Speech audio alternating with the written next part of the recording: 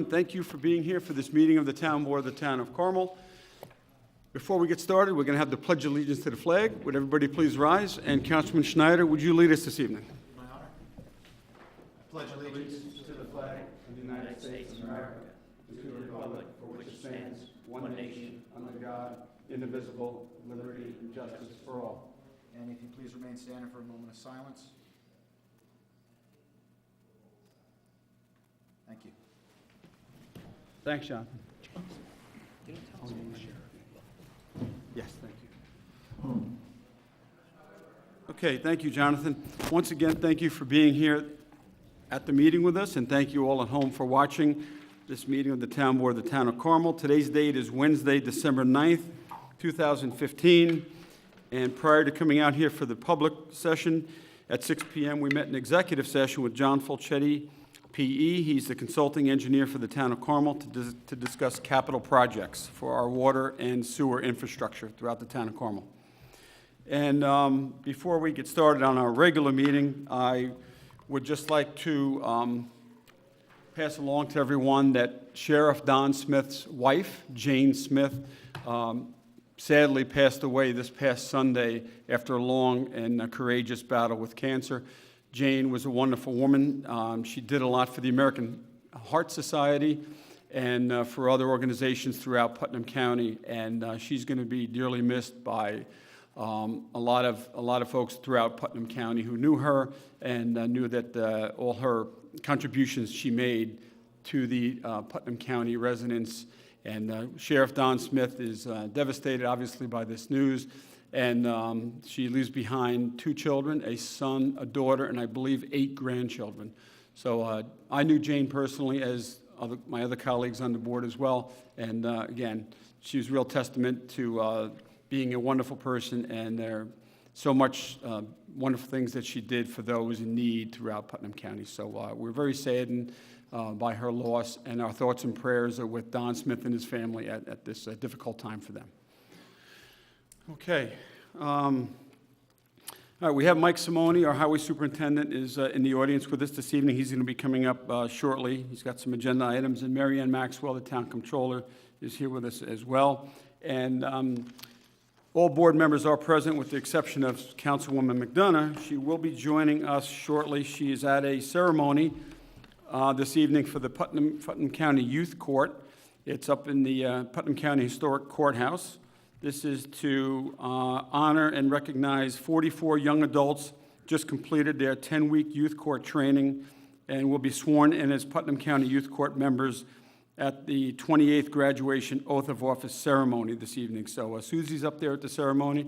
There is certificates of achievement that she's going to be passing out to the graduates of the youth court training on behalf of the Town of Carmel Town Board. So she will be joining us at the conclusion of that. That started at 6 p.m., and she will be joining us at some point during our public meeting. Okay, first item on the agenda this evening, item number 1, Mary Ann Maxwell, the Town Controller. Mary Ann, and Michelle Tenafrancia from the Controller's Office is with Mary Ann. This is to consider budget revisions number 2015/06. Mary Ann, thanks for being here. Michelle. Thank you. Thank you for having us.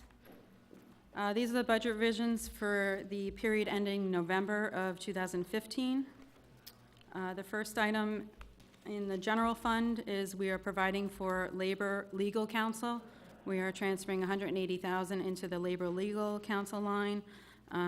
These funds are coming from revenues that are in excess, $70,000 from our building permit fees, $10,000 from our employee contributions for health care, and $100,000 is coming from the mortgage tax revenue.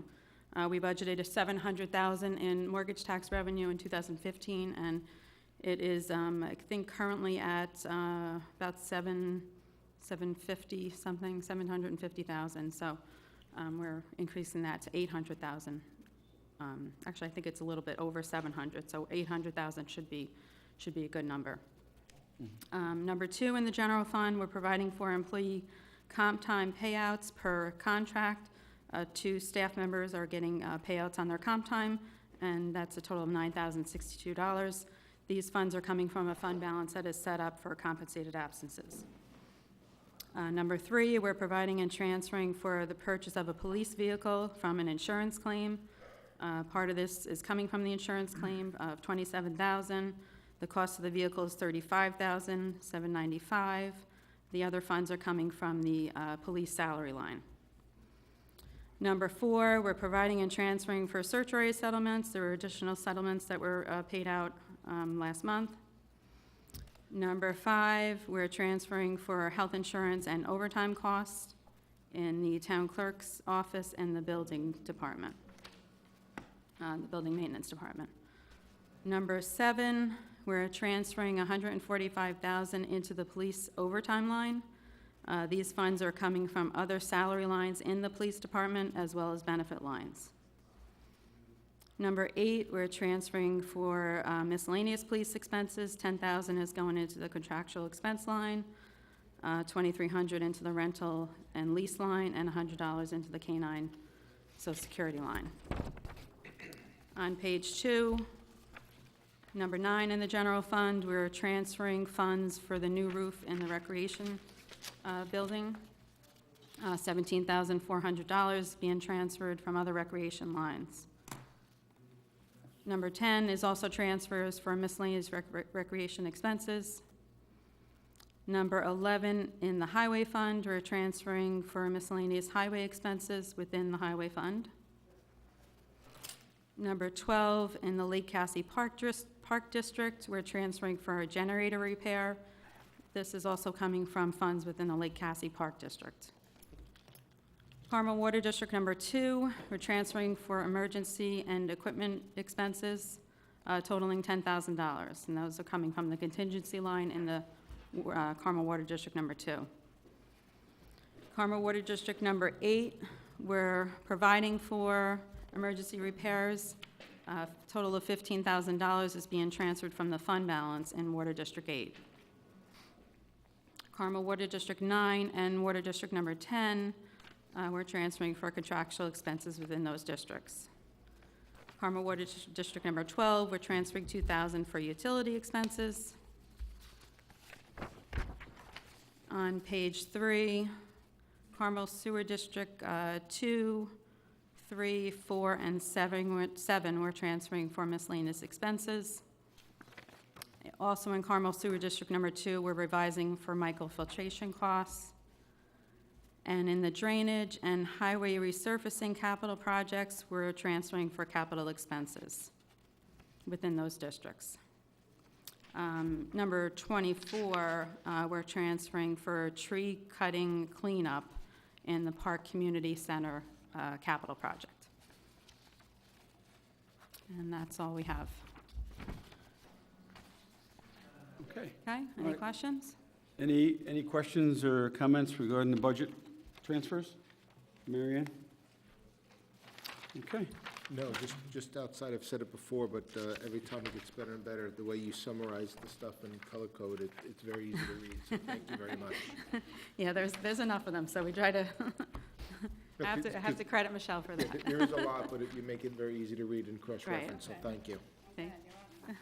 Yeah, Okay. All right. you make my job easier.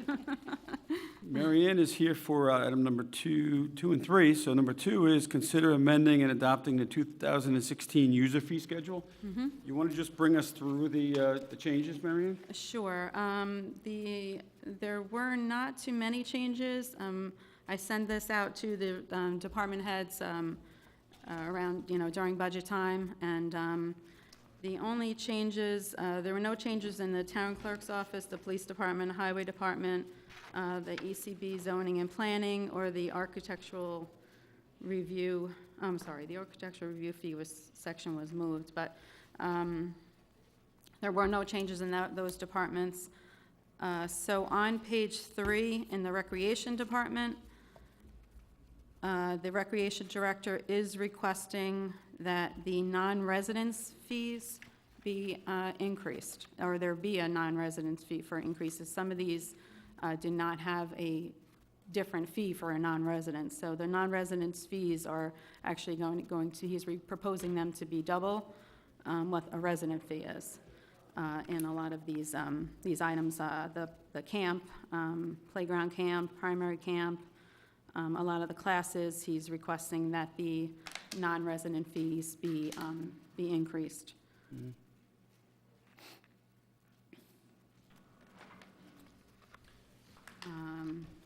And then on page 6, That's a contract. due to the recreation fee study, the recreation fee is for dwellings for site plans with approvals originating prior to 12/31/15 will be $3,500, and per dwelling apartment for site plans with approvals originating after 1/1/16, that fee will be $4,500. It's your rec fee study. That's the recreation fee for, That's reflective of the study that you adopted here back in October. and that was reflected in the study that was recently adopted. Okay. Okay, so those are the only changes that were recommended from other department heads. Again, there were no changes recommended in any of the planning, zoning, or ECB boards, per my knowledge.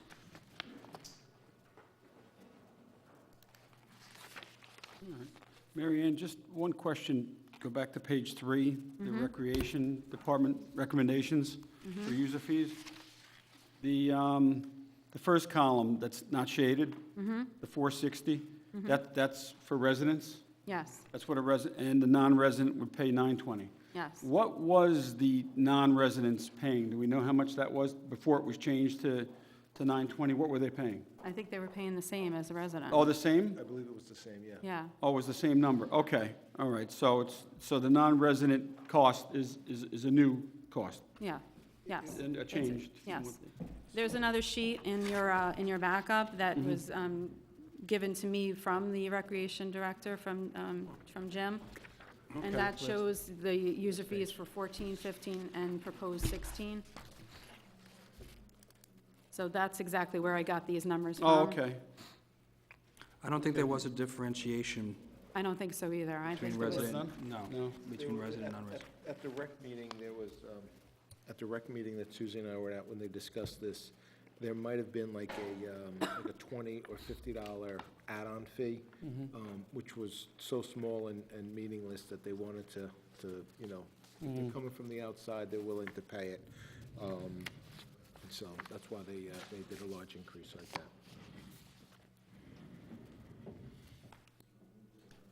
okay. So the definition of a non-resident is anyone who does not reside in the town of Carmel. If they're not on the tax bill, if they don't have a tax bill that has a property in Carmel, town of Carmel. Okay, all right. Okay, all right.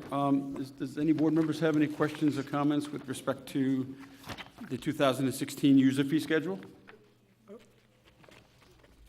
Okay, all right, let's move on then to number 3. Actually, I do have a question. I'm just taking a look, and it looks like, in comparison to where we had non-resident fees previously, like tennis lessons, those ones were doubled, every one of them, but now he's proposing that become the only one that's not double the price.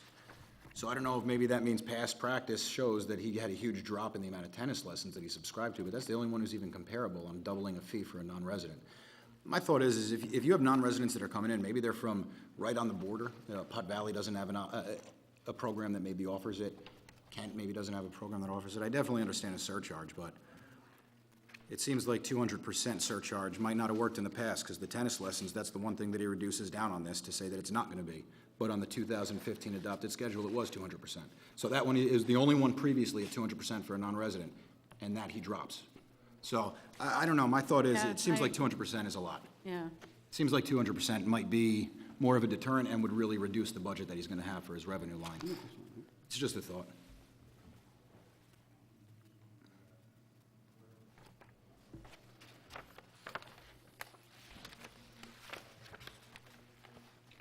You're talking still about the Yeah, recreation? Sorry. the rec fees. I think one of the main reasons was because they want to give the residents in the town the first chance to go in. And some of these classes get booked up, and they can get booked up with non-residents before a resident gets in there. So that's why I believe that's one of the reasons why they did this. Yeah, I mean, it makes sense for a background reason, but the proposal is totally contradictory to what the past shows. If he's proposing doubling every fee, except for one, which is tennis lessons, and that was the only fee that was twice the amount last year. Why did he reduce it? Why is everyone else being proposed at double? And maybe there's a history showing that maybe doubling the fee brought down the revenue from what was expected, so that's why he's reducing it only on the tennis lessons. That's the only one that was doubled previously, and that's the only one that's lower than twice the amount of the resident fee. So I mean, I'd at least like to get some clarification on that. I personally think 200% is high, but that even more, to me, justifies what my concern is. If 200% didn't work in 2015, maybe that's why he's dropping that proposal for 16. It could also be just a reduction in those interested in going and have tennis lessons, as opposed to. Just the non-residents, because they were charged Just- twice as much, just- maybe. Yeah, I mean, the other things are the camp, you know. Camp is the only one that's really, Camp is the only one that's double, and if you look Right. at outside camps, and I think, the I mean, the fee's a lot higher. We could definitely get clarification. I'm trying to remember what it was. I think. Yeah, but it's all classes, too, yeah, but not double. right, but not the doubled amount. Let's see. Yeah, no, CPR, the life aid training, all the training classes are still, they have an increase on a non-resident. CPR is only a $35 increase. Lifeguard is a $35 increase. 35, yeah, So the for- classes are really, there it is, it's plus Just the ca- 35. It's just the camp. Just a camp, because again, if you go to an outside camp or, residents coming in, camp was the doubling. The rest really is just a $35 increase on everything else except for the camps. But the lessons last year were the 200%, and they got dropped, so. They might have been dropped just because, again, they literally just said $35 add-on to any of the other classes. Camps is gonna be double. So, Yeah, if it's just for camps. well, we can get clarification, but I think, that's what it really is gonna come down to, is that it's just a flat $35 fee for non-residents for classes, and then the doubling of camps. Yeah, And that's if what camps it have, if looks like. camps have a limited number of campers that they can handle, It should be our town it residents. should be town residents first. I mean, the if- camp and especially. For the, yeah, I mean, I I think we hope should that do, nobody's, because we can just guess. I think maybe we speculating. should just ask Jimmy Yeah, tomorrow. yeah. And then we can move on to the next thing. That's just my suggestion. Yeah. Because we can sit up here and say why not, Right. and we could be here for another 20 minutes. Let's move on until we can speak to Jimmy and the board. move on, Okay, Okay? all right, yep, let's move on. okay. All right, number 3, consider awarding bid for electrical service. This has to do with Putnam County going out to the energy markets and getting proposals for energy services for the town of Carmel and Putnam County. This is, Board, if you recall, we did address this a month or so ago, but the Right. county went out and rebid it, and they wound up with additional bids. Yeah, And the first, they're the gonna- first bid was for year 1, and this bid here is for year 2 and 3. So this bid here that the county is looking to award, or is awarding, is for 2016 and 17.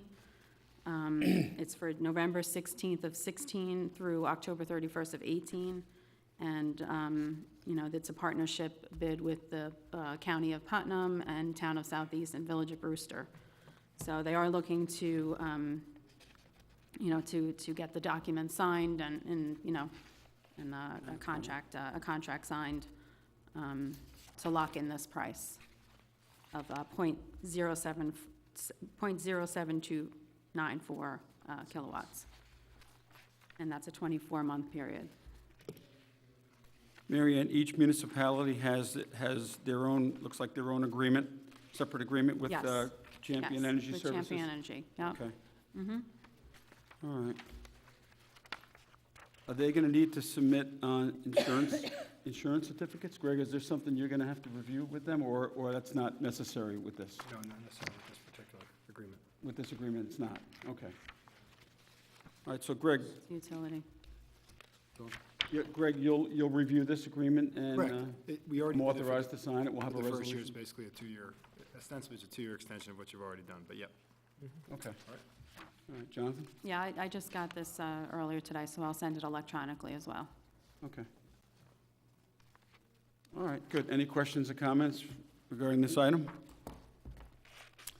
Okay, being none, thanks, Mary Ann. Thanks, Michelle, for being here. Next item, number 4, Town Council Greg Fulchetti is going to go over this item with you. This is the secret review for the Long Pond Road Improvement District. Greg? Correct. Last year, I think on October 22nd of 2014, you established the Long Pond Road Improvement District.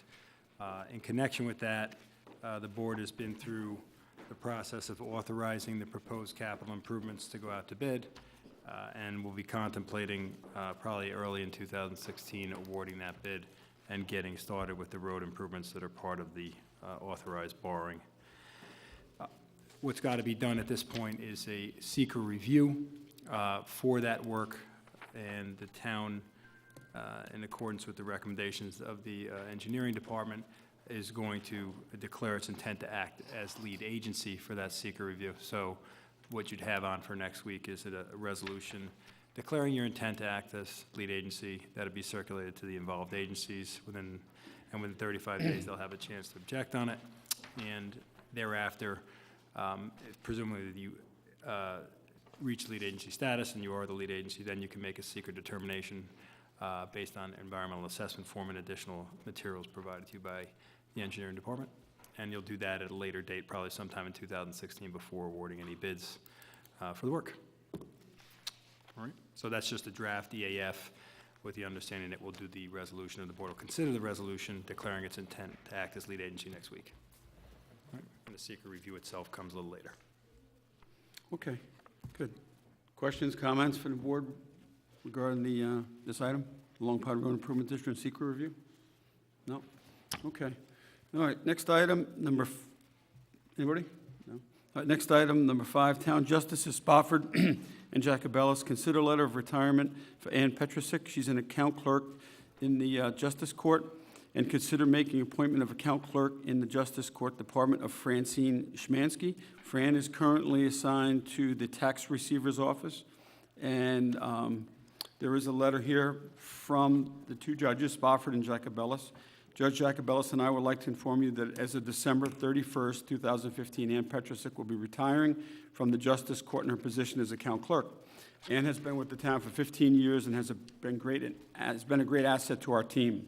We'd also like to inform you that we have offered the account clerk position to Fran Schmansky, who is currently in the Tax Receiver's Office as an account clerk. Fran has accepted this position, knowing that it will be a lateral transfer or a lateral move at the Group 2, Step 4 salary level, which is $43,773.51. Thank you. And you have a letter from Ann to Judge Spofford and Jacobellis, just notifying them of her intention to retire. And this letter is to Fran Schmansky from Judge Jacobellis and Spofford. Tom and I would like to offer you the account clerk position in the Justice Court, effective January 1st, 2016, at Group 2, Step 4 salary. So this is just, we need to accept the retirement of Ann Petrosic, and also by resolution, we have to authorize Fran Schmansky to be laterally transferred from one department, the Tax Receivers Department, over to the Justice Court Department. So Greg will have a resolution for that for the 16th for the board. Yes. Okay? Any questions or comments with respect to this transfer of staff and retirement of staff? Okay. All right, next item, number 6, Mike Simone. Mike? Mike is here for 6, 7, 8, and 9. Mike, thanks for joining us. The first item is to consider awarding of bids, and this is agenda item number 6. Mike? Yes, again, good evening, and the time of the year we put out to bid for our winter needs. our salt, our sand, our winter patching material, and our guardrail. I think in front of you, you have my suggestions as to the bids. Pretty much a formality we do every year, so I'm looking to move that forward. Okay, thanks, Mike. Any questions or comments regarding item number 6 for Mike? I do, Mike, and I'm hoping it's a very simple explanation, as I'm sure it is. The first one that you are recommending for sand, Red Wing Properties. Yes, I'm looking at what I think is the bids that were received, and it looks like their price is higher. yes. Can you clarify why? They're washed. The gradation is different. I go out and I test and I check all and the fact that one of the bidders says wash, but he does an air infiltration, which blows it out versus washes it out. The gradation, I find that the Red Wing stone is a little bit better gradation, has a better cut edge on it, and it has less fines in it, so that there is less dust if we have to use a lot of it. So we pay a bit more for a better product. That's, my belief is that, I think what it is that, at least with one of the bidders, Superintendent Simone and I have discussed it in the past, and I don't think that his interpretation of, or his view of what the material is actually meets spec. Is that fair to say, Mike? yes, that's fair to Okay, say. so the low responsible bidder who meets specifications is actually one selected, even though it looks like a higher price. The other two don't meet spec They for just that didn't meet spec particular on it. item. So, Okay. yeah, all right. Well, so Doesn't mean they didn't bid it. Perfect. But the determination is they didn't meet spec. Fair enough? Yes. Yeah. Perfect. Thank you. Okay, thanks, Mike. Any other questions for Mike on number 6? Okay.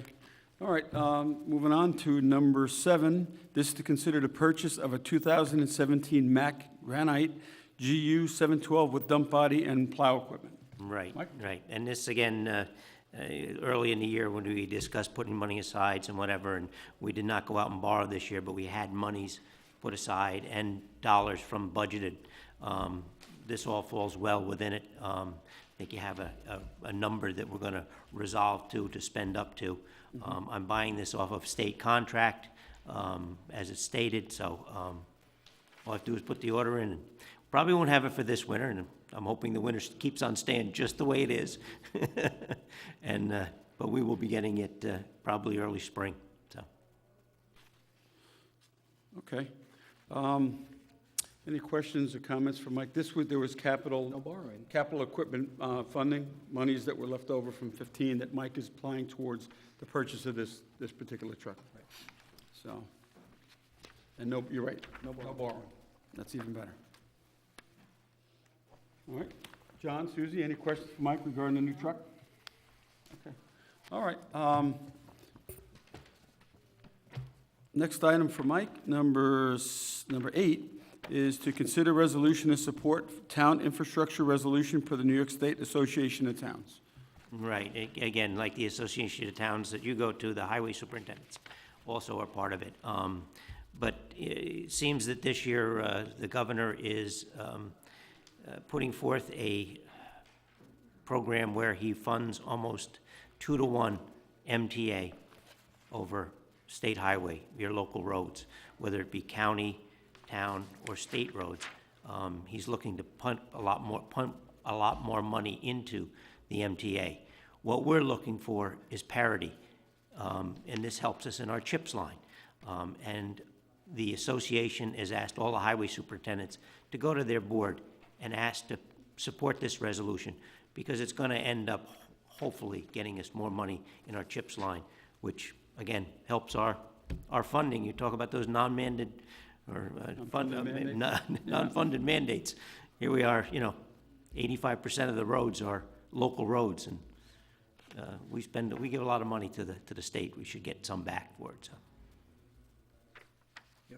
Yeah, I agree, Mike, and if this will help, secure some of that funding, which we should be getting. Right. I'm all in favor of that. This is good. The greater of an effort that's put on certain individuals up in Albany, hopefully, if Well, all the towns get together. Being part of a local association, Putnam Westchester Highway Superintendents, we're all getting it from all our boards. So, again, if this goes statewide, you're gonna talk about a lot of towns sending in these resolutions, and it should send a message to the other legislatures, you know, if the governor wants to do this, that's nice, but your constituents want the money spent on their local roads, not down in the city, so. Yeah. No, I think it's a great collaborative effort by all the superintendents of highways to do this, so if there's additional funding that could be secured by this, great. So, John, Frank, you have anything on this? No. Suzie? Nothing? Okay.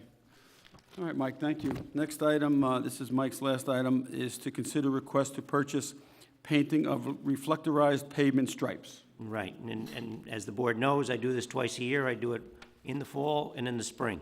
Again, rougher winters make things a little bit tougher on it, but it's pretty much, I do it every year this season, and then come back in and ask for the monies, which are in the budget, to be put there and Motion.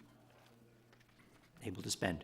Yeah, no, it's budgeted, and it's there. And Atlantic pavement markings, Mike, that's who you've been using? Yeah, it's a contract with, the county has the contract, but Okay. we'll be piggybacking off of that. We're piggybacking off the Yep. county's contract. Okay. All right. Good. All right. I have no problem with this. Anyone else? Board members? Regarding this last item? All right, Mike, I hate to even ask you this, but you're ready to go, right? Trucks are all Oh, ready to go? no, we're ready to go. Equipment's up, manpower's there. Ready to Salt go, but I will tell you that we're still blacked up and still doing some drainage Yeah. work, which is awful nice. Yeah, it's And on amazing. December 9th, I'm gonna tell you. We'll take it, right? Yeah, It's supposed to be exactly. 60 this weekend. Supposed to be 60, we might set a record. 20-day forecast looks very clear, so if I can get into January without spending any more money this year for any snow removal, I'll be a happy man, so. So it's Mary Ann's smiling back there also. it's not gonna be a white Christmas? I'm hoping it's not. And- If you want to fly to snow, go right ahead. Exactly. And our 2 salt sheds are topped off? They're up there pretty much, yeah. I mean, we got more than enough to go through the rest of this year and get started on the next, so. Great. All right, Mike. Thank you. Thanks All for right, being here. thanks. All right, have a good night. Okay. 60. Whole weekend, yeah. Amazing. All right, we did 9. 10, consider waiver of legal requirement in Section 64 of the New York State ABC law with respect to liquor license for Antonio Seafood Service Incorporated, DBA Ristorante Spadafora. Hope I'm saying that right. This is pretty standard. We've done these many times in the past, this 30-day liquor license waiver. This is for, I think you're all familiar with the location of this restaurant. All right, it's over on Clark Place, The old dollhouse. the old, yeah. Bavarian bakery. Yeah, right, yeah, no, you're right. Yeah, so, yeah, I think there was an ice cream store in there at one point also, right? Yeah. All right, I looked this over the other day with Greg, and this particular attorney, Bruno Giaffi, seems to handle most of these that come before us, and they actually do a nice job as far as completeness and answering all the questions and checking all the boxes off. So if you haven't had an opportunity to review this, as I said, Greg and I did, and it looks complete. So, I'm just wondering why it would be titled a second notice to us when the application is dated the same day as their cover letter. He had, when they first took over the restaurant, Months ago, asked for a 30-day waiver. Yeah. Why would he have to come back for another 30-day waiver unless they change the name of the restaurant again? we did not act on that. We don't need to, that's the purpose of the 30-day waiver. You don't act on the renewals anymore, this is a new application. It's a totally new application, right? So why would it say new second notice to us? That's what I don't understand. This is a totally new application from what we didn't even entertain. The holding corp is a different name. It's a totally different name, so this second notice isn't really a second notice. Because this is I saw second notice and I'm thinking, I've never seen this application before, and then I see the application date's the same as the notice date. It's just what's in the caption of the letter. I don't know Okay. that. Attorneys are known to make mistakes once in a while. Except Greg. John, On is this what you're referring Thank to, you, John, the John. date of the notice? Very much. Well, that's the date that they sent in the application to the state for that application, which matched the date Oh, yeah, yeah. that they gave as a cover, but the title of the letter is second notice. It's second notice, yeah. So I just don't remember seeing it first, that's why Yeah. It's the initial notice of a new application, if you look at line 4, okay? So, See the date? and in all candor, it came here on the 23rd. Yeah. It's a 30-day period. So if you act on it next week, he buys a week. If you don't, and you He's don't on the object, the 23rd, he's statutory still doing period's the same run. thing. Exactly. So it's up to you entirely. Yeah. All right, thank you, Your Honor. Greg. I love this board. Have you had to appear in front of him recently? That's how I always address it. Weepy all day. Jonathan, on page 2, I'm sorry, page, if you flip it over on page 1 of the application, the date the notice was sent, It's 2014, yeah, too. it should, I believe it should be 15. So, yeah, I guess It's a a bad matter of whether you application. received notice of the application. And you got it, you received it on 11/23. So if you want to act on the waiver and by the applicant a week so he can go to the state Yeah. and indicate that you've waived the 30-day period and process the application further there, you can. If you don't, after the 23rd of December, he's going to be able to do it anyway, because unless there's an objection that's going to be interposed. Copy of that notice went to the police department right now. Yeah. There's no Yeah. issue there. No. Okay, all right, moving along, number 11, Rich Franzetti's here. Okay, Rich Franzetti is the town engineer, and he's here for 1, 2, 3, 4, 5. Is one more on the second page? Yep, 6 items. So the first item, number 11, is to consider accepting a proposal for the purchase and installation of a fence at Town Hall. So per the town board's direction, I was asked to get quotes to do a garbage enclosure on here at Town Hall. I requested quotes from 4 fence manufacturers. 2 of them got back to me, Garin Fence and Campanella Fence. Of the 2 quotes, Campanella Fence was the lowest at $3,145. And I recommend that the town board move forward in letting Campanella put the fence up. 555.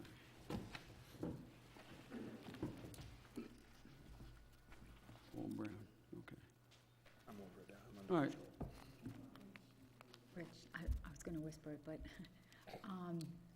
brown, you gonna go with a brown fence? It would be whatever color we choose, so if you'd Oh, like okay. brown, we can have brown there. well, it was. Well, it was- says yeah. brown, I'm just, It was specs bid at brown. yeah. I was thinking possibly black, but Well, what color is the fence around the generator? I believe it's brown, that's why he wanted to match It it. should be the same color. Let's make it the same color as that, so okay. it looks, the motif looks the same. It looks uniform. Good question, Sue. All right, anybody else over here? You can't reach me. No, I can't. Susie says, move it along. Moving along, okay.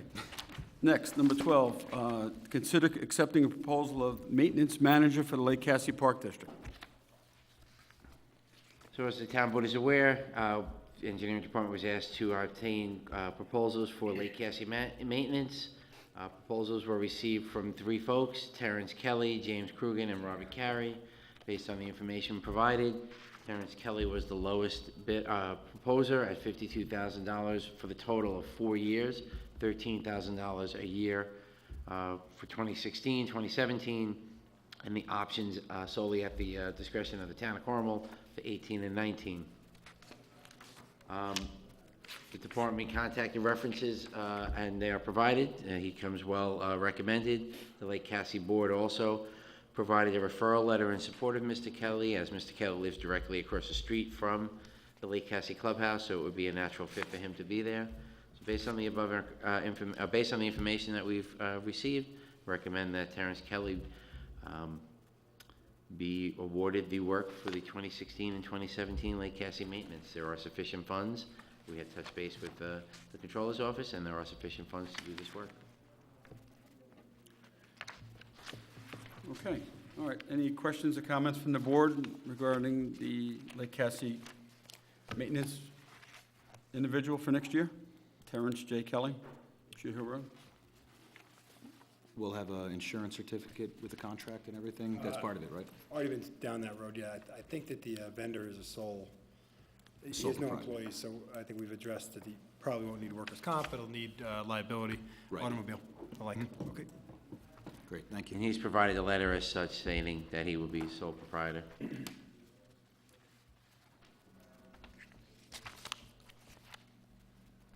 Okay, and Lake Cassie Advisory Board sent attached is a letter of support from them recommending Correct. that Mr. Kelly be appointed or being awarded the contract for this, Correct. the services. Okay. All right, so they probably vetted them out as well, the 3 candidates, so, I mean, Part of, it's part of it. yeah. Okay. All right, I have no problem with this board. Members, everybody okay with this item? Appointing Mr. Kelly? Okay. All right.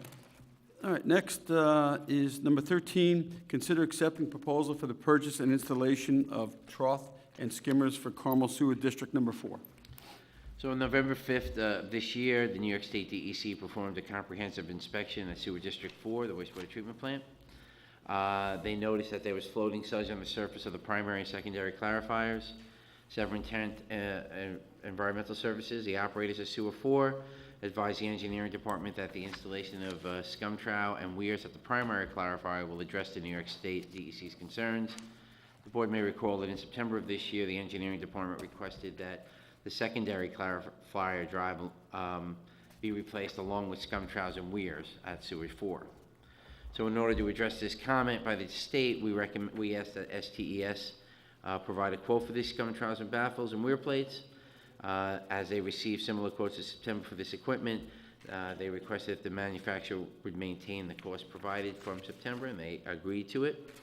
And therefore, in order to purchase the necessary parts, they got 3 quotes: Giardonia, TAM Enterprises, and Westar. Giardonia was the lowest at $9,147.90.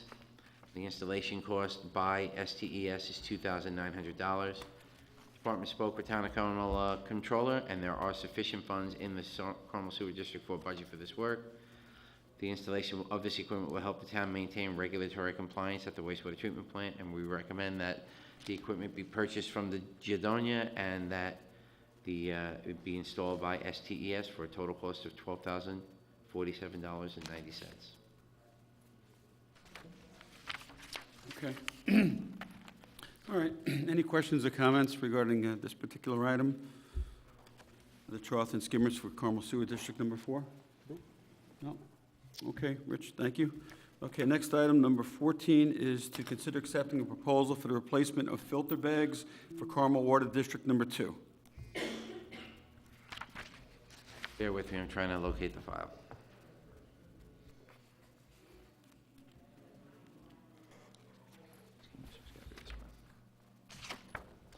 So, thank you. Severn Trent Environmental Services, the operators of Carmel Water District 2, advise the engineering department that the filter screens at the water treatment plant are outside the serviceable lifespan and are beginning to tear and separate.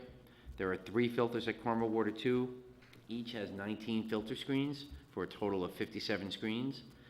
As the board is aware, filtration at Carmel Water 2 is completed by means of diatomaceous earth. One of the components of this system are the filter bags, which cover the suction manifold and allow the diatomaceous earth to build up, creating a filter layer. The tearing and separating of these filter bags results in the loss of diatomaceous earth and diminished filter capability, which becomes turbid water. Because of the uniqueness and age of this wastewater treatment plant, STES is only able to identify one manufacturer, treatment specialist, who could supply the requisite filter bags. STES requested and received a quote of the cost for the filter bag installation. It's for the 57 filter bags.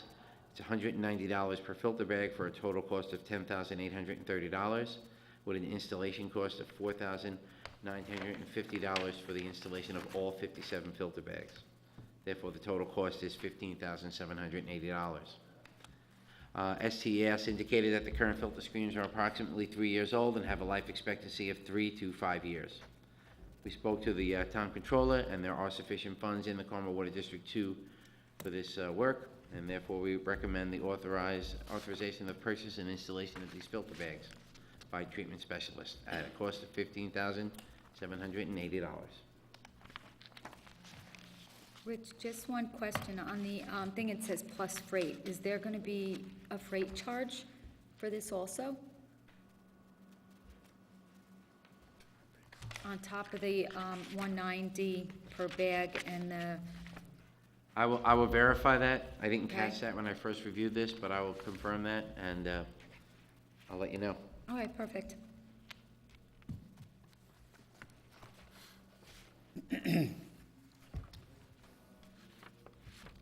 Okay, any questions or comments for Rich regarding this item for Carmel Sewer District Number 2? I'm sorry, Carmel Water District Number 2? No? Okay. All right, moving along to number 15. This is to consider accepting proposals for the purchase and installation of 2 sand filter influent pumps for Carmel Sewer District Number 2. So Severn Trent, the operators of Carmel Sewer District 2, alerted the engineering department that 2 of the 5 sand filter effluent pumps are not functioning. The Sewer 2 wastewater treatment plant operates 3 pumps at a time with 2 redundant pumps. Currently, the system is operating without redundant pumps. STES requested and received quotes to replace these pumps from 3 different companies, Reiner, SB Church, and PCS. Reiner pump was at the lowest at $10,000 per pump for a total cost of $20,000 for the 2 pumps. The original pumps that were installed approximately 7 years ago, and the life expectancy of this new equipment is approximately 5 to 10 years. We did speak with the town controller and she indicated that there are sufficient funds in the budget for this work. The purchase and installation of these pumps is important because if the existing pumps are to fail, the treatment process will not function, and permanent exceedances can occur, then the town would be in violation of the state pollution discharge elimination permit. This department recommends that the town board authorize the purchase of these pumps at a cost of $20,000.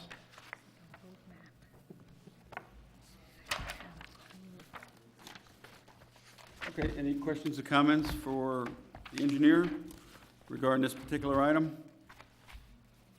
Okay, there being none, let's go on to agenda item number 16. This is an engineering item as well, accepting a proposal for the replacement of the generator at Carmel Water District Number 4, which is located in the Lake Baldwin section of Mahopac. Rich? So Carmel Water District 4 is equipped with a standby power by means of a 100 kilowatt generator. It's one of the military surplus items obtained by the town of Carmel in 2012. It is from the 1980s and lacks modern controls such as voltage regulation, electronic governance, and automatic transfer switch capability, which means that the unit must be started manually and adjusted as necessary. A failure to make electrical output adjustments could result in damage to the electrical components in the pump house and to the pumps at Carmel Water District 4. Recently, the generator fuel tank had developed a leak.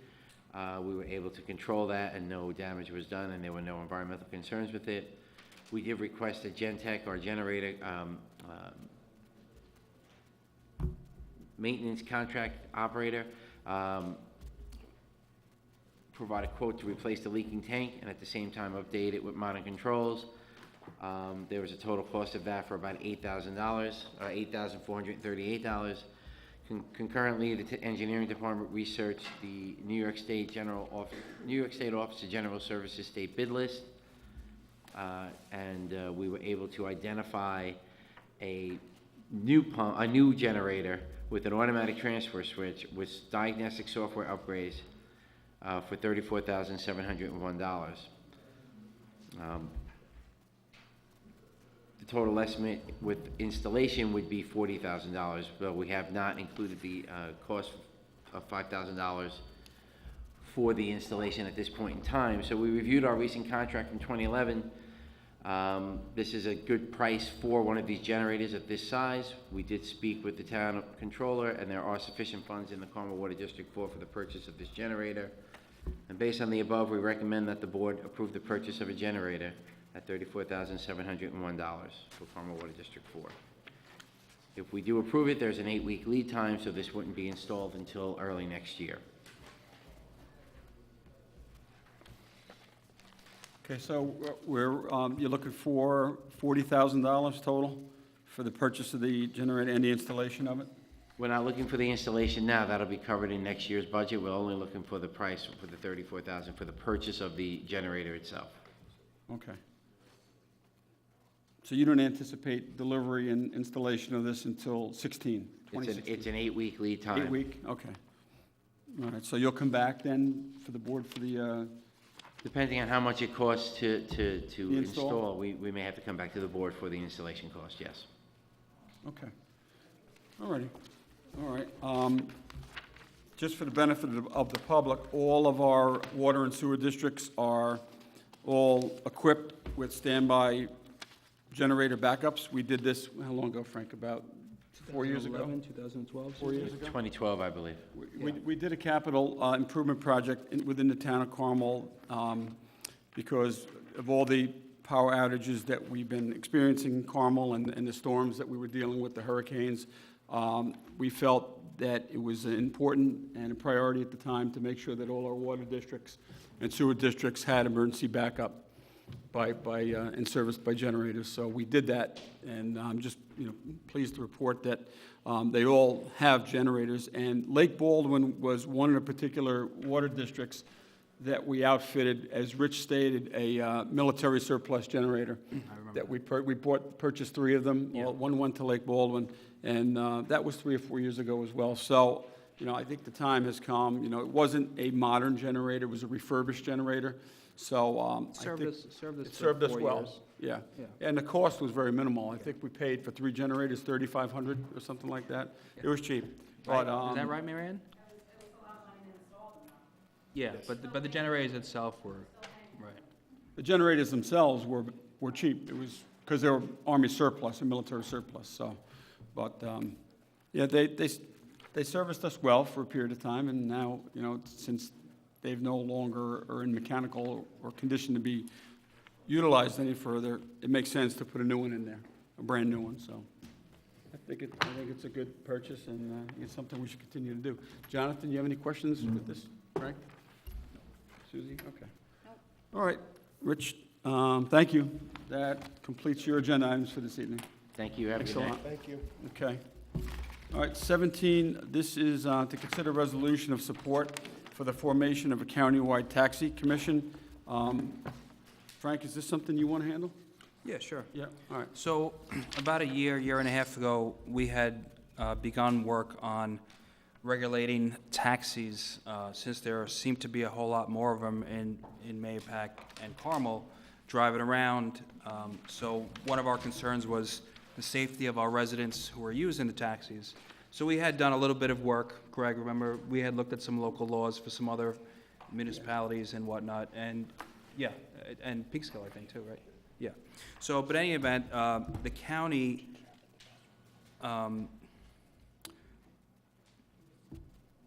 in their meetings recently, kind of figured the same thing, that there were a lot more taxi services in Putnam County, so they wanted to regulate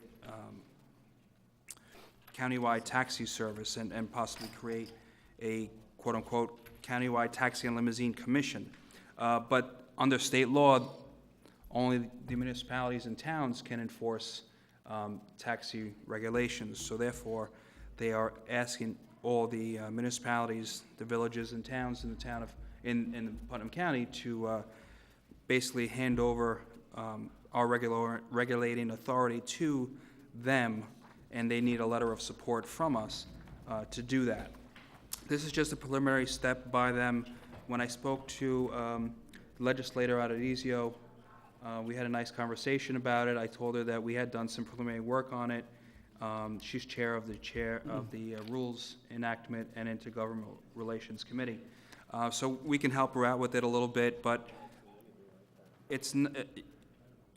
our concern was, safety of the residents, making sure those who operate the taxis are licensed, making sure that the taxi vehicles themselves are insured, God forbid there's an emergency or an accident, and that all drivers, I think they here say, would regulate driver's licenses, require photo ID and citizenship.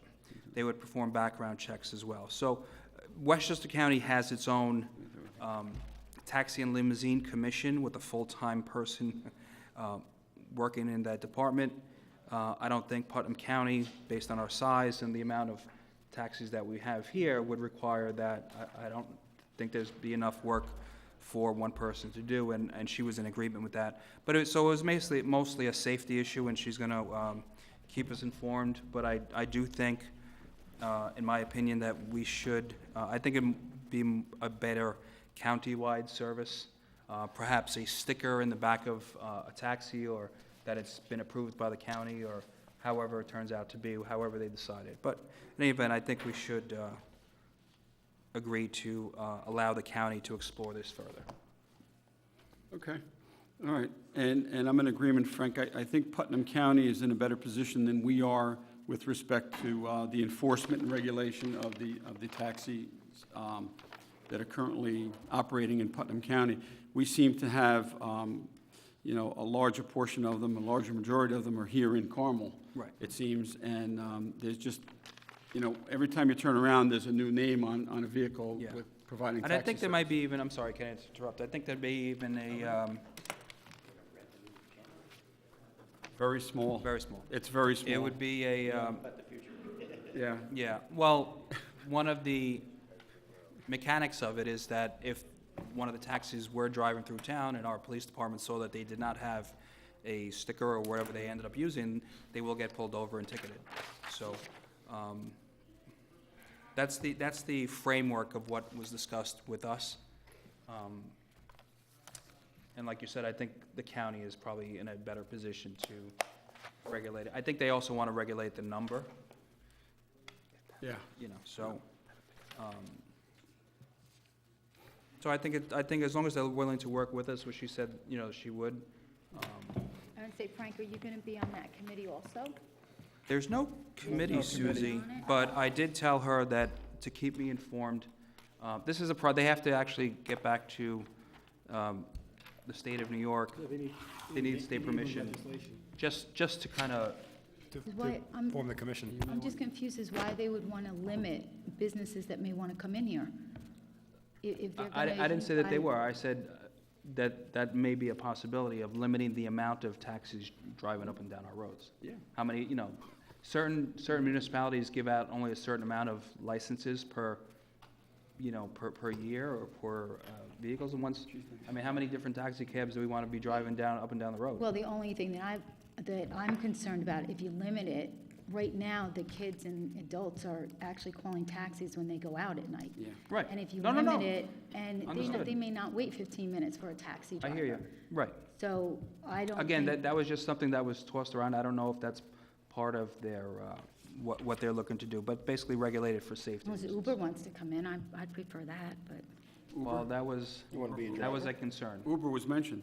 That That's, was a concern of theirs. Uber's great. all right, well, anyway, this is something that'll be happening, I'm guessing I'm guessing at least next spring, by the time they get permission from the state for them.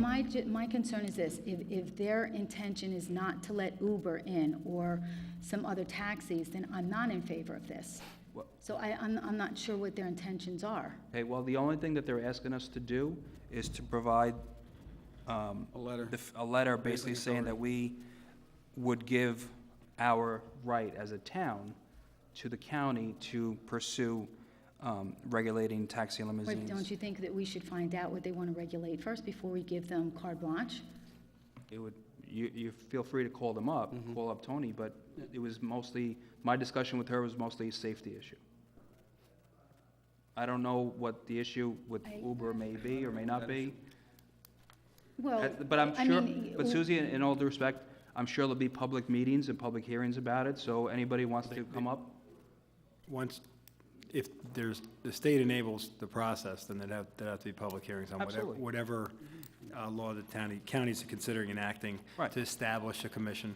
And typically, the commissions do the review of the license applications, and they issue licenses, and, you know, they're responsible for regulating the status of a particular licensee. I know Susie, when we spoke about it, that at that time, we were looking to possibly limit the amount of taxis in and out of town, but that may not be the county's, right, and that's what I'm saying, I'm not following why we are giving them full authority when we don't know what they want to do. I'm just complexed with that. they want to start the process of Regulating. of forming, But what type of regulations? Well, without further It's hard, it's- information, I can't vote for it. that's fine, that's fine. Because then you're just saying, go do it, and we're gonna Well, support you except on for the anything you fact do. that there still are, they're not forming law without public hearings. Yeah, There's gonna be but public Frank, hearings. once we sign off on it, then they have carte blanche. I don't know why that's true. You go up to the public hearing, No, you speak your mind. And you know what happens at public hearings. I'm just saying, without further information of what they If you- are anticipating, Right. I can't vote for it. I'm just letting everybody know ahead of time. And I don't think they know yet either. No, I'm they not don't really know sure if they know yet, though, Sue, what the framework's gonna be.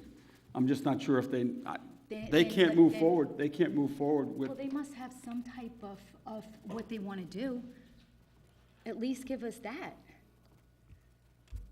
I mean, if you guys are comfortable Well, voting Jiffy, on I something mean, that you some don't of- have any idea what they're trying to do, then that's your guys' prerogative. It's a Okay. free world, but Thank you, I I'm just appreciate not. that. Yeah. But it's in the letter, what they're looking, the framework of what they're looking to do. So it's in the second paragraph, so if you want to look at right it. And the Chamber of Commerce contacted me, If Putnam they want to County, regulate it, that's all it says. It doesn't say that anything else. they were in favor of this. yeah, I know, I highlighted that. I just didn't, Frank just reminded me that it's right here.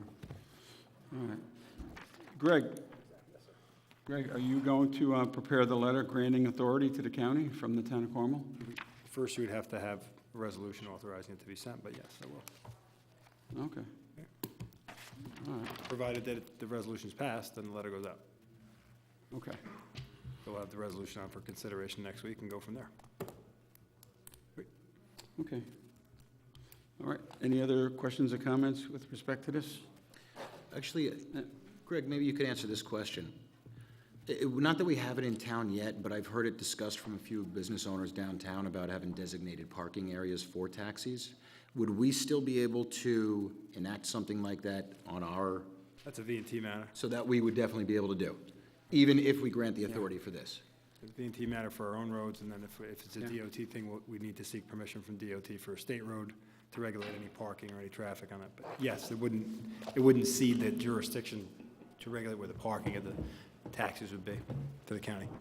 Basically, creation of a commission, licensing, oversight, and the like.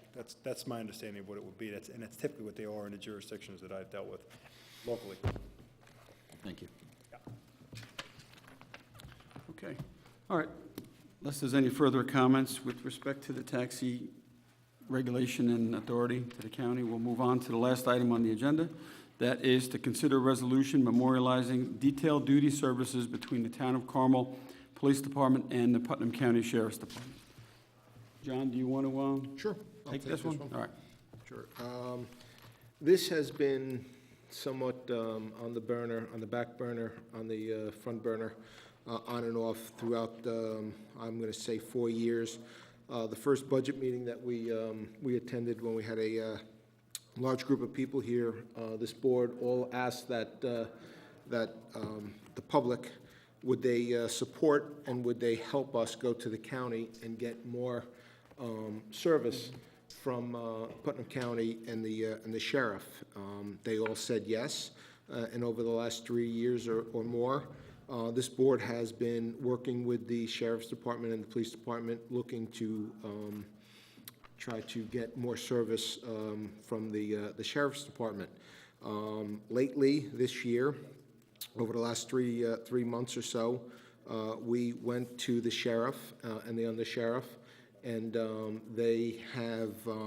they too, within their budget, has acquired more manpower and patrol, and we made a request for additional services, and the sheriff is able to and willing, and the letter here shows appreciation to the sheriff and the undersheriff, that the sheriff will be coming in to the town of Carmel, and they will be patrolling one sector. Each month, the sectors change. There's 3 sectors, A, B, and C, and each month, the sheriff will be patrolling 24/7 one of the 3 sectors, and it'll be rotating, say, January, Sector A, February, Sector B, Sector C in March, and then continuing. They will work hand in hand with the Carmel PBA, sorry, not PBA, Police Department and the chief. They already do work hand in hand on backup and other patrols that the sheriff does. This right here really is, what it does is organizes the scheduling and the patrols, which will afford the chief of police of Carmel better scheduling.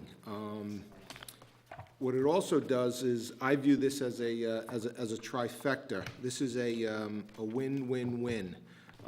It's a win for the Putnam County Sheriff's Department that they're able to illustrate that they are showing support and service within the town of Carmel, as Kenny has always said, and he brought it up, I think in June, that we, our taxpayers of Carmel, pay for sheriff service, and we get a lot of sheriff service. We're not getting as much patrol as other municipalities, and now we are. We will be on equal footing.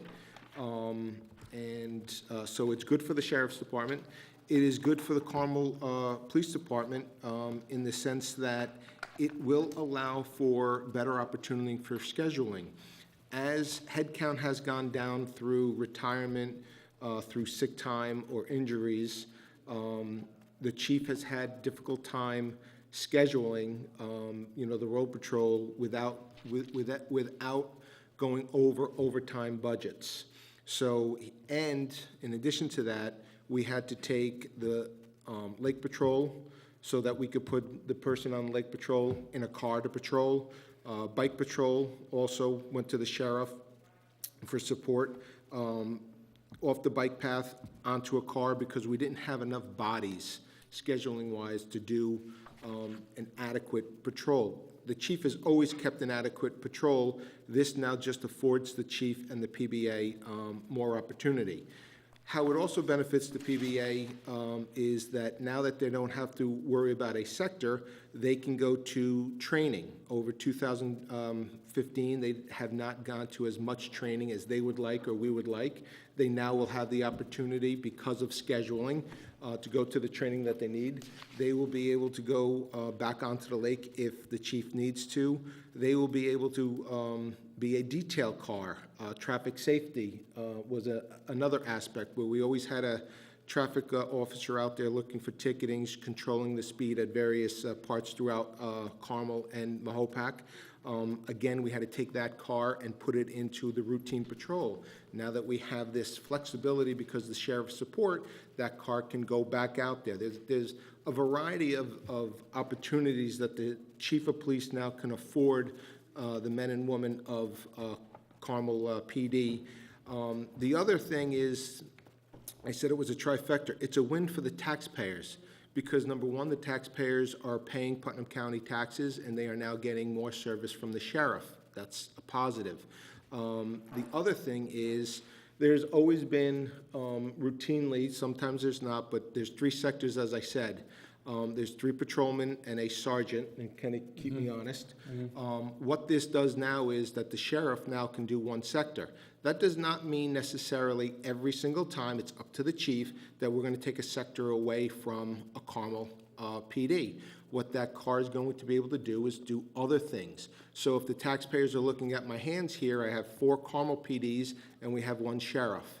For your tax dollars, we are putting an additional law enforcement out on the road. I don't think anyone has a problem with that, with the teenage drivers, with the driving situation that's going on, or with the drug epidemic in this town. We now will have 5. There will be times where if someone calls in sick, overtime is going a little crazy, that the chief will decide not to backfill a sector because he's still adequately covered all 3 sectors. So again, this is a win-win. The taxpayers are getting more service for their tax dollars. The PBA, or the police department, now has other opportunities to do other things within Carmel. The other thing is, a few years ago, there was talks of layoffs. No one will lose their job. In fact, we're still hiring 2. Overtime was actually increased $50,000 because we still want to be able to provide adequate law enforcement to the taxpayers. In addition, possibly because of this mitigation of costs and some savings that the sheriff is providing, My personal, I'm one of 5, we might not have to have a parade ordinance fee, because again, we have now found new money with the sheriff helping us. So I truly view this as a trifecta. Every party here has some victory or some win. So we have been working with the sheriff, the undersheriff, and all of the captains. They've been very good, very receptive, very accommodating. I appreciate them. We all do, the whole board does, per this letter. And the chief of police also has been working diligently with them. Now that we've got the original foundation and groundwork, we are now going to be asking for the Carmel Police Department, some of the sergeants or so, to get involved in the logistics of working on this. So again, we're all working collaboratively for the taxpayers of Carmel. And lastly, this will start on January 1st, 2016. So that really, and that's what basically is the summary of the letter, acknowledging our request to the sheriff, accepting help from the sheriff, and showing appreciation, and also basic groundwork of the logistics. And that's what we're going to memorialize, be resolution next week. So. Okay, and John, I just want to add to your presentation with respect to this agenda item. I received a call today, late this afternoon, from a high-ranking member of the New York State Police offering to, or requesting a meeting between representatives of the town of Carmel to discuss assigning a state police car to the town of Carmel for supplemental enforcement and supplemental backup to the town of Carmel Police Department and to the Putnam County Sheriff's Department. So there is a strong possibility that the state police will be dedicating a car to the town of Carmel for future law enforcement assistance to the town of Carmel as well. So not only will the Sheriff's Department be assisting the town of Carmel, but it sounds like, and I'm not sure what precipitated this or how this came about, but this high-ranking member of the state police would like to meet to discuss the possibility of them assigning a car to the town of Carmel to assist the other law enforcement agencies within Carmel. So that date has not been set. There is some, he did email me today with some dates that he's available to meet, and it's just a matter of setting a date and time. The location will be here at the town hall, and for further discussion with respect to the state police offering to assist the town of Carmel as well. So when that does occur, I will advise everyone as to when that date and time will be, and we'll begin those discussions if the board's inclined to follow through with that. And I think the Chief Kazari should be absolutely part of those discussions as well, since it's going to impact the law enforcement in the town of Carmel. So really, we'll have another agency that is offering to assign a car to the town of Carmel from the state police. Again, just a benefit to the taxpayers on how 3 different law enforcement agencies can come together, work collaboratively for the benefit and the public safety of our taxpayers. So, I mean, we're moving in the right direction, especially in this day and age, of trying to do what's right, mitigate costs, and provide same or, believe it or not, additional services. And by the way, he did mention that car would also be available for special details as well, to assist at special functions and details as they warrant it in the town of Carmel. And as we all know, we have a lot of details, events, and functions in the town. And what's always needed at those particular events is law enforcement. So if we can, benefit from the state police assisting us with that, and they have in the past. The chief has reached out to the state police over in Brewster, and they have graciously assigned cars to different events and parades and things of that nature. So we'll have to see where those discussions go, but the offer's there, it sounds like. All right. At this time, we're going to open up the floor to any comments on agenda items only that we covered this evening. Mike? On agenda items only on the work session agenda. Two questions. On number one, on the redistribution of funds for budget, that's for the 2015 budget that's coming to a close, right? Yes, 2015 yes. year? Did I hear correctly, was it 180,000 transferred to legal or 108,000 transferred to legal? 180, 180. 180. Now, the amount that you had in legal last year, is this over and above that, or is this meeting that budgeted amount? No, that's to cover we went over the budget. And we budgeted a certain amount. I don't remember exactly what for legal. So this 180,000, the question is, this 180,000 for outside legal is over and above what was in last year's budget? Correct. Okay. Over and above 2015 budget. And the 175,000, I believe the figure was, for the police department overtime budget? Was that over and above also? 145. 145, I'm sorry. That's as of November. Do we have a full amount on how much it's over? Hoping that would carry us through the end of the year, but I'm not sure if that, we may need to add some more money to that. Okay, and that's over and above That's over and above. what was budgeted for last year? Yes. Okay. It seems like a lot on both of them. On number 18, I'm going to make a statement and follow it up with a question. As a taxpayer, and someone that's raised their family in this town their entire lives, I support number 18 110%. As long as you tell me, now, I thought that, and I was led to believe, and I hear, that you're working on a long-term, not a 1 or a 2 year or a 3 year or a 4 year, but you're working on a long-term contract for the PD that we have right now. Is that still there? Are you still negotiating that? We, Frank and I met with the PBA.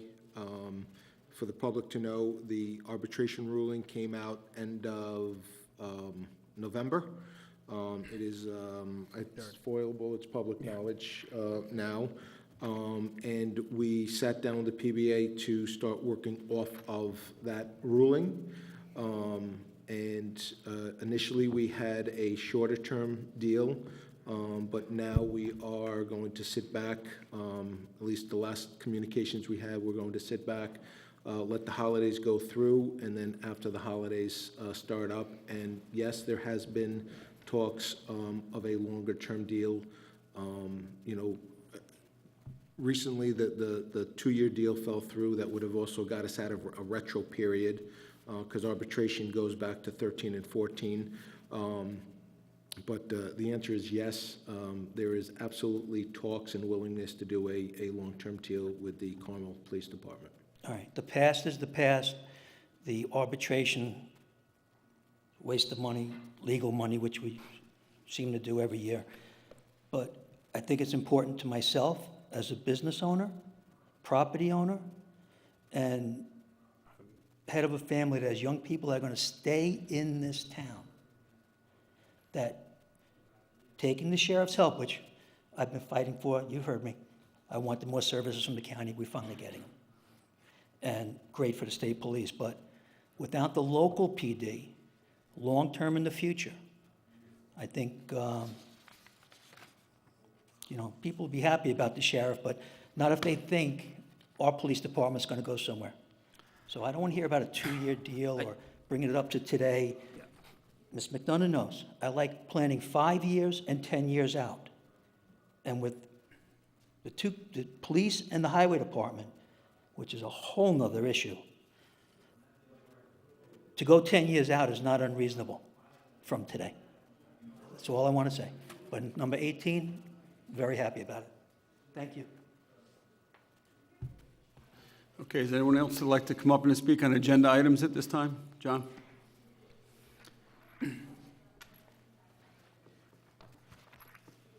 John Dearman, Carmel PBA President. On agenda item 18, the sheriff is guarantee you a dedicated patrol in writing, even though no other town in the county gets that? That's going to be the crux of your agreement? What? The communications that we've had and we are memorializing, and the chief has been there, that they are dedicating they're dedicating resources for 24/7 of the sector, and unless it is a dire emergency, that car will not leave Mahopac or Carmel, whichever hamlet they're in. And even the chief at the last meeting agreed that under a dire emergency, he would be sending cars outside of a certain sector.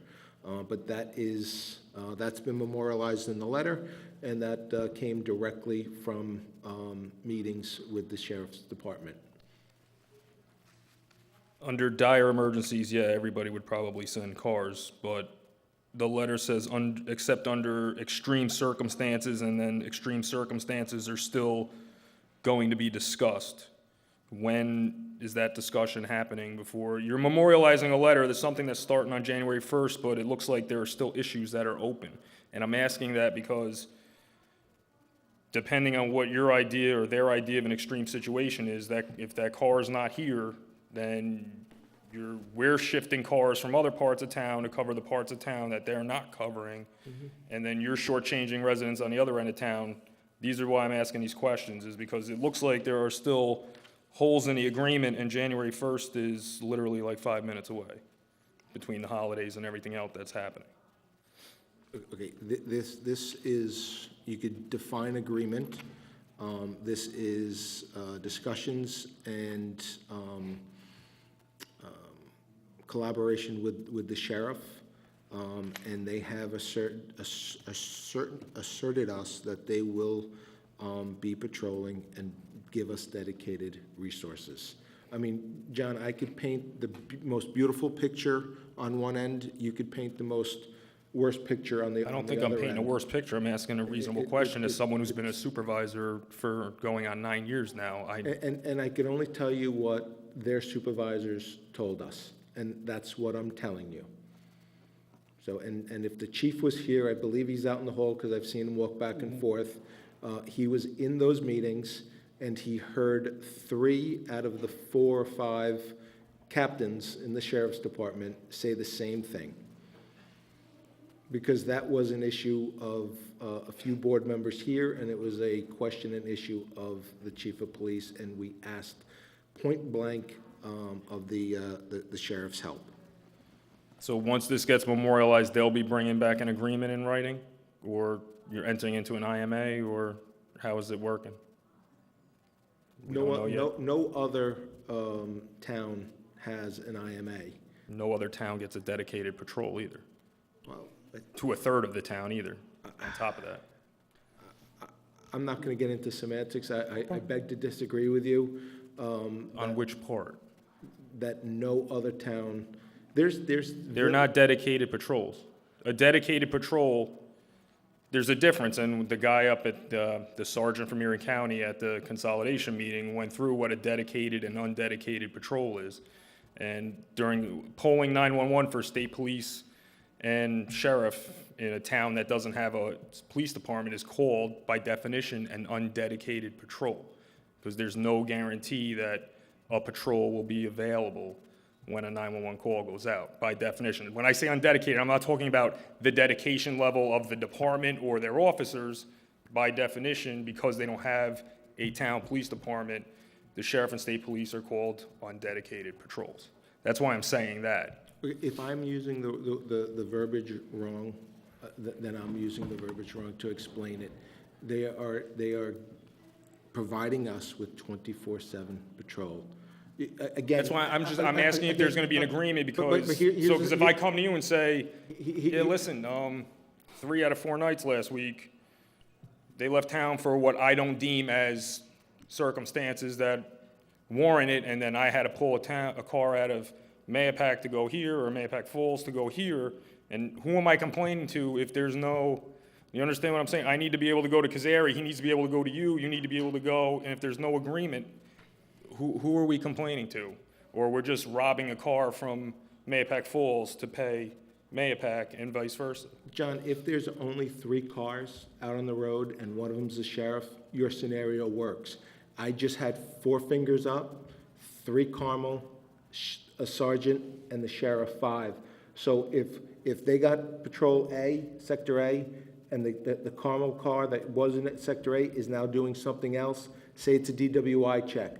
So yes, if this car had to go out, the DWI check's not gonna happen, but they're going to now send that car over, and it's gonna be deemed necessary by the chief, and we will talk and work with the sheriff's department on that. But again, I will reiterate that they are adamant that they will be giving us, if they're going to take over a sector, they are going to take over and help us with that sector. This is not just, this board would not just willy-nilly put the town's public safety at risk, nor would the sheriff or undersheriff or the captains of the sheriff's department or the chief.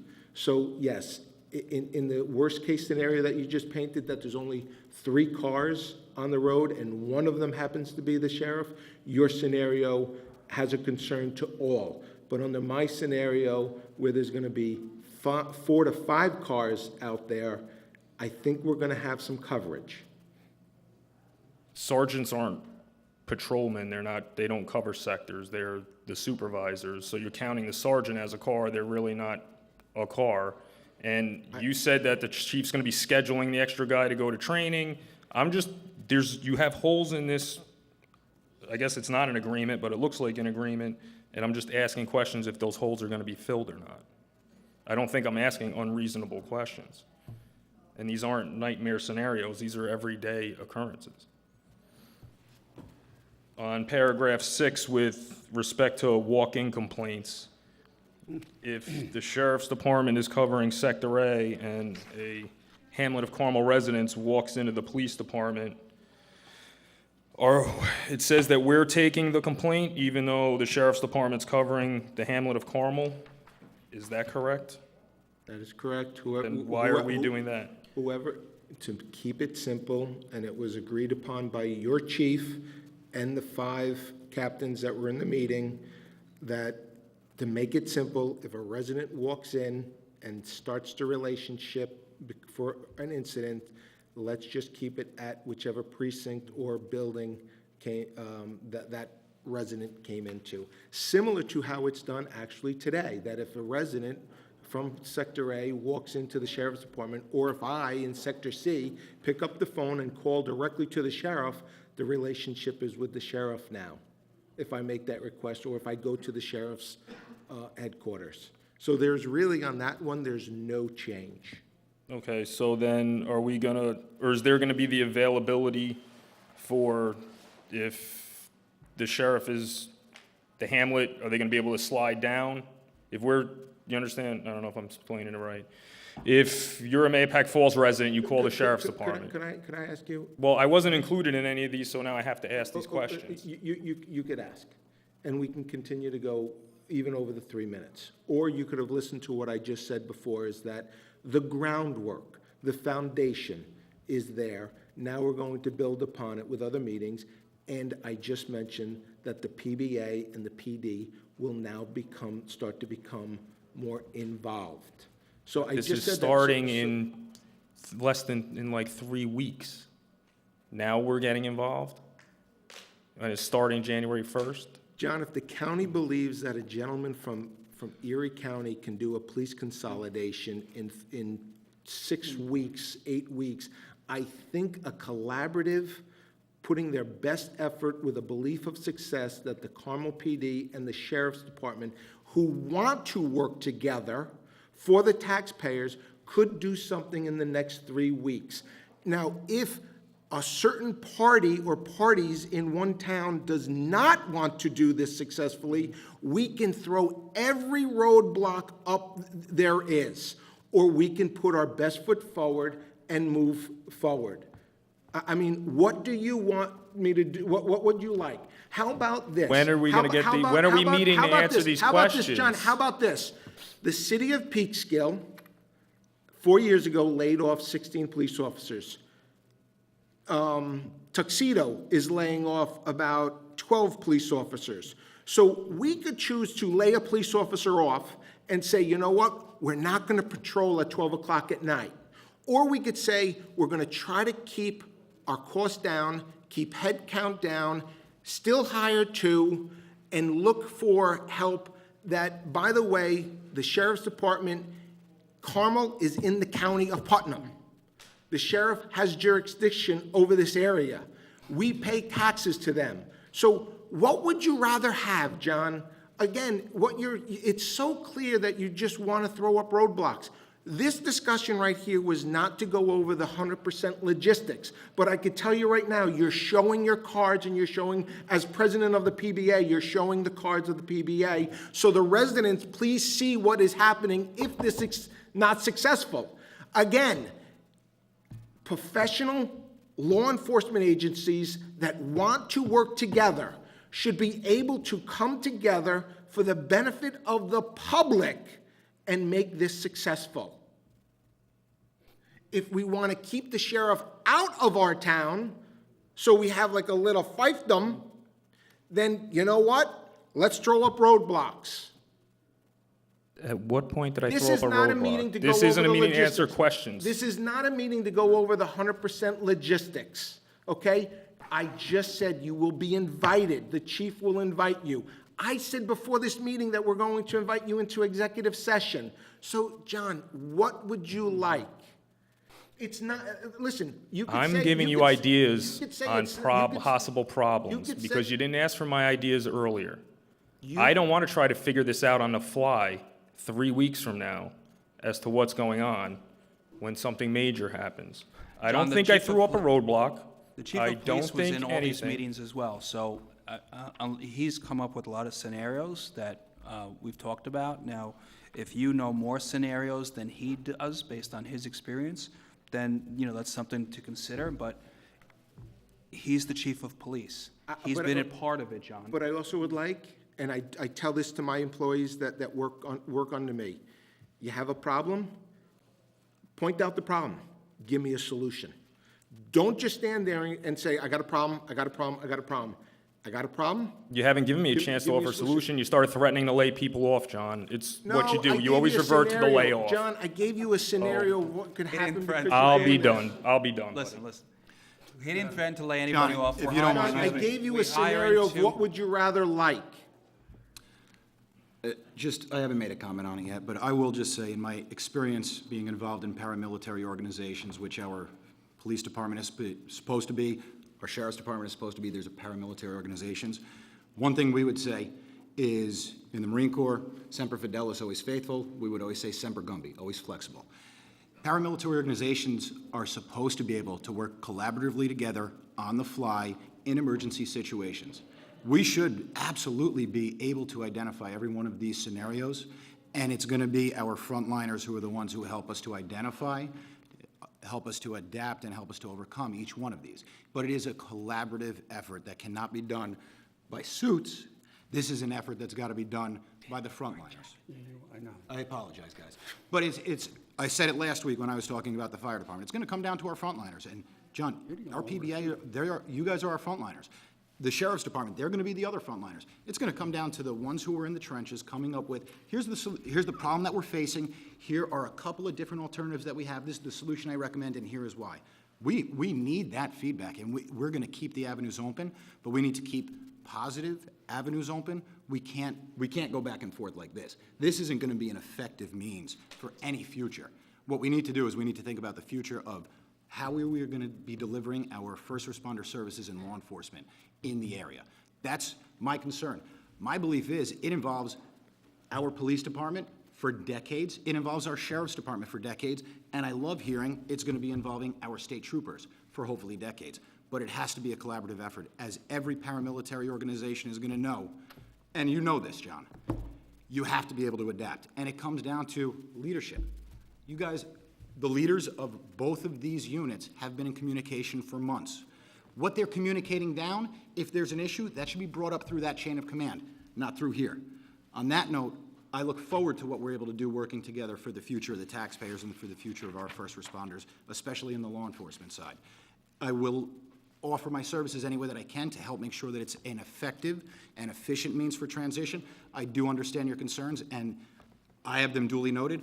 They will be addressed. I will guarantee if they're not addressed here, that we will work on addressing them.